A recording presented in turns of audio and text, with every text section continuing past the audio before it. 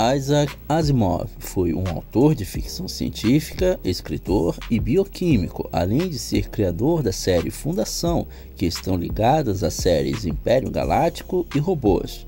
Tudo isso e muito mais depois da vinheta.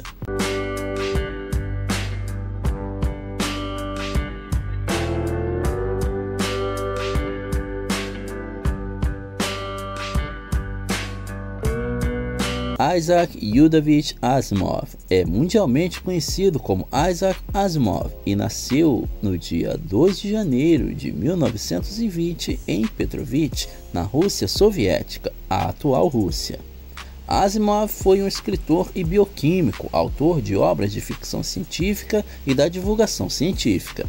Ele é considerado um dos mestres da ficção científica e, junto com Robert A. Heinlein e Arthur C. Clarke, foi considerado um dos 3 grandes dessa área da literatura.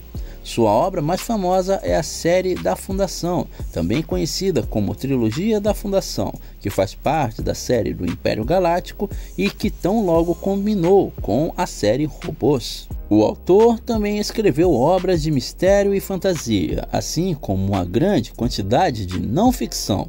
No total, escreveu ou editou mais de 500 volumes, aproximadamente 90 mil cartas ou postais, e tem obras em cada categoria importante do sistema de classificação bibliográfica de Dewey, exceto em filosofia.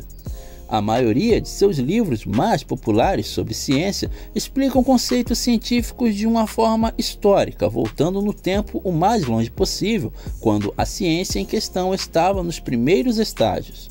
Asimov providencia muitas vezes datas de nascimento e falecimento dos cientistas que menciona, também etimologias e guias de pronunciação para termos técnicos. Alguns exemplos incluem Guide to Science, os 3 volumes de Understanding Physics e a Chronology of Science and Discovery, e trabalhos sobre astronomia, matemática, a Bíblia, escritos de William Shakespeare e química.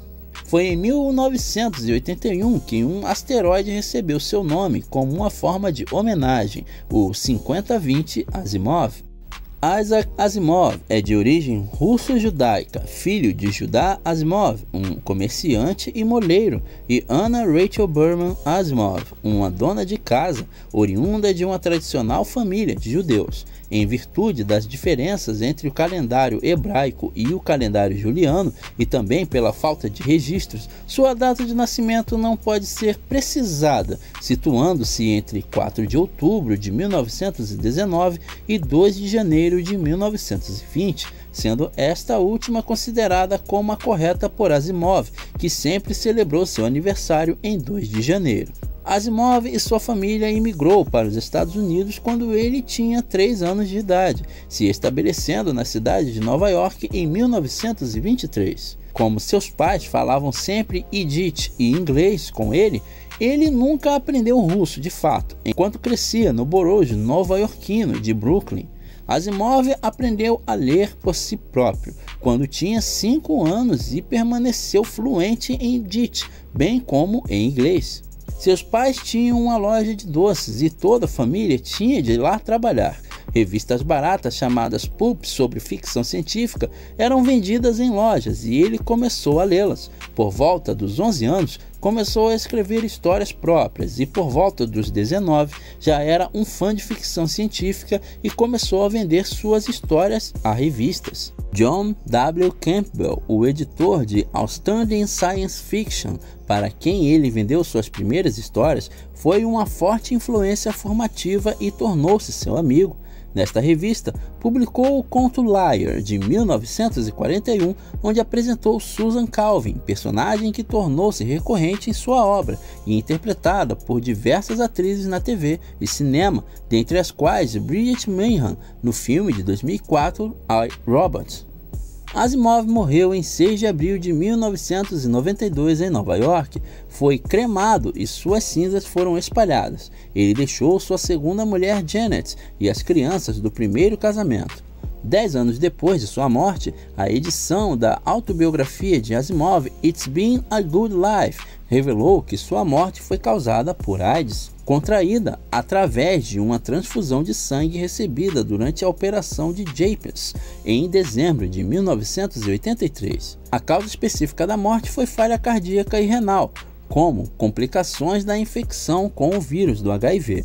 Janet Asimov escreveu no epílogo de It's Been a Good Life que Asimov teria querido tornar público, mas seus médicos convenceram-no a permanecer em silêncio, avisando que o preconceito por ele ser portador do vírus iria atingir também seus familiares. A família de Asimov considerou divulgar sua condição antes de seu falecimento, mas a controvérsia que ocorreu quando Arthur Ashe divulgou que ele tinha a doença convenceu-os do contrário. 10 anos mais tarde, depois da morte dos médicos de Asimov, Janet e Robin concordaram que a situação em relação à doença poderia ser por fim revelada. Em 1964, aceitou uma proposta do jornal The New York Times e fez uma série de previsões acerca do mundo do futuro, projetando-o como seria dali a 50 anos, sendo este o ano de 2014. Embora não utilizasse naquela época, podemos dizer que seus escritos previu a existência dos micro-ondas em nossas cozinhas, da fibra ótica, da internet, dos microchips, das TVs, da tela plana e até de pessoas acometidas da depressão. Mas também errou, como ao prever carros voadores e usinas nucleares de fusão atômica, coisas que só podemos ver em filmes, séries ou animações, infelizmente, ou felizmente, não sei dizer. Asimov pretendia escrever 500 livros e por pouco não atingiu essa marca em vida, pois escreveu 463 obras. Entretanto, somando todos os livros, desenhos e coleções editadas, se alcança o total de 509 itens em sua bibliografia completa.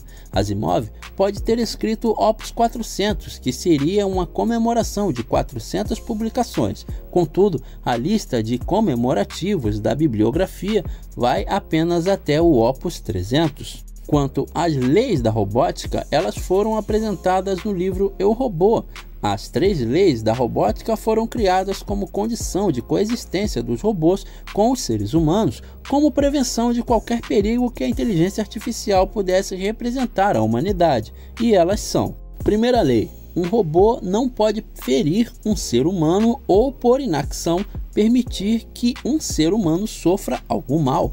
Segunda lei, um robô deve obedecer às ordens que lhe sejam dadas por seres humanos, exceto nos casos em que tais ordens contrariam a primeira lei.